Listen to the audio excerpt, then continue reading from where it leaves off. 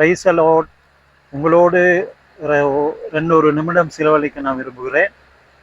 இந்த ஆசீர்வதிக்கப்பட்ட இந்த நல்ல நாளிலே சில விஷயங்களை நான் அப்படியே பகிர்ந்து கொள்ள நான் ஆசைப்படுகிறேன்.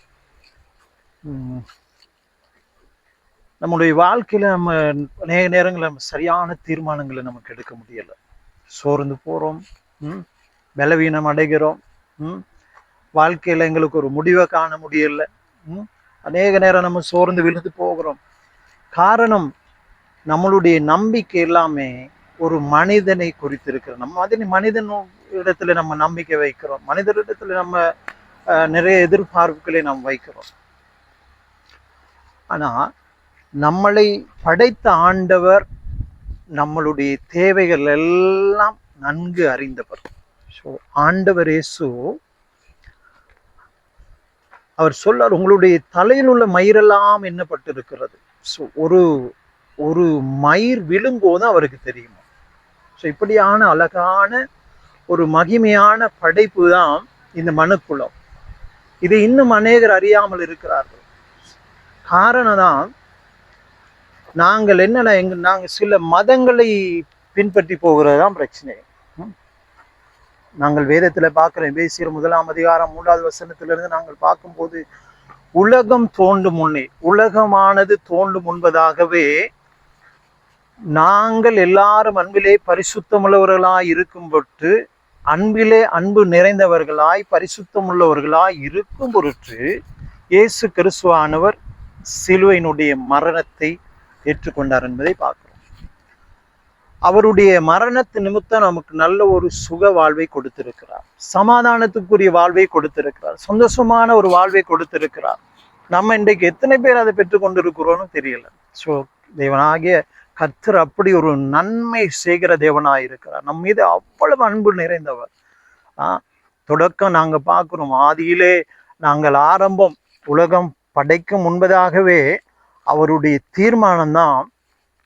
இந்த இயற்கையை பாருங்க, கொஞ்சம் அப்படி நிதானிச்சு பார்ப்பீங்களா, அந்த எவ்வளவு வடிவா இருக்குதுன்னு பாருங்க. பார்க்கும்போதே எல்லாம் நாங்க அனுபவிக்கக்கூடியதா இருக்கிறது, எல்லாம் எங்களுக்கு தான். எல்லாம் இயற்கை, இந்த காற்று, இந்த வளம், நிலம் எல்லாமே நம்ம அனுபவிக்கும்படி, நாம் சுதந்திரித்து கொள்ளும்படி நமக்கு கொடுத்திருக்கிறார்.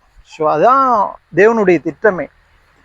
மனிதனை மண்ணினாலே உருவாக்கி தன்னுடைய ஜீவ சுவாசத்தை அவன் நாசிலே ஊதும் போது அவன் ஜீவ ஆத்மாவாக எழுந்து நிற்கிறான் என்று நாங்கள் பார்க்கிறோம். அன்பான சகோதர சகோதரிகளே, தேவனுடைய பிள்ளைகளே, நீங்கள் ஆண்டவரை அறிந்தவர்களாயிருக்கலாம், சில வேளை அறியாதவர்களாக இருக்கலாம். எல்லாருக்கும் நான் சொல்லிக்கொள்ள விரும்புகிறது, கர்த்தராகிய இயேசு உண்மையுள்ள தேவன், ஜீவனுள்ள தேவன், உங்களுக்காகவும் எனக்காகவும் தன்னுடைய ஜீவனை கொடுத்த ஆண்டவர். நாங்க சமாதானமா இருக்கும் பொருட்டு எங்களுடைய எல்லா பாடுகளையும் அவர் சிலுவையிலே ஏற்றுக்கொண்டார் என்பதை நாங்கள் பார்க்கிறோம். அதுக்காக தான் அவர் உயிர் கொடுத்ததாக காரணம். எந்த ஒரு மனிதனும் மனிதனுக்காக உயிரை கொடுக்கவில்லை. முழு உலகத்தினுடைய எல்லா படைப்புக்காகவும் தன்னுடைய ஜீவனை, உயிரையே பலியாய் கொடுத்தவர் தான் ஆண்டவராகிய இயேசு. அப்படி ஒரு ஆண்டவர் தான். விசுவாசிப்பீங்களா இருந்தா நிச்சயமாக இந்த நாங்கள் பெற்றுக்கொண்ட இந்த சமாதானத்தை நீங்களும் பெற்றுக்கொள்வீர்கள்.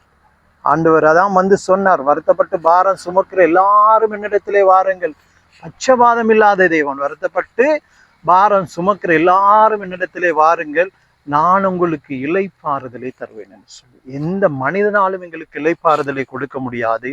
என் ஆண்டவராக இயேசுவினாலே மாத்திரம்தான் உங்களுக்கும் எனக்கும் இளைப்பாறுதலை கொடுக்க முடியும்.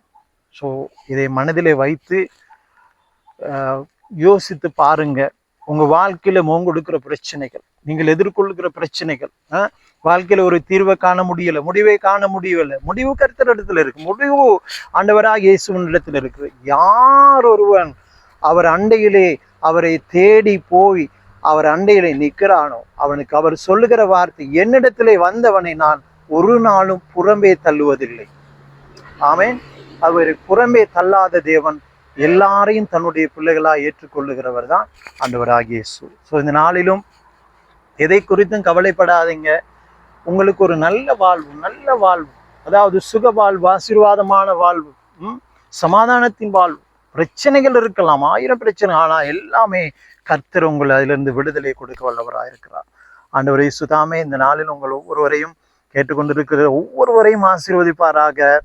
சந்தோஷமா இருங்க, சமாதானமா இருங்க, கர்த்தரை அறிந்து கொள்ளுங்க. அவர் உங்களுக்கு நன்மையானதை செய்வார். ஆமென்.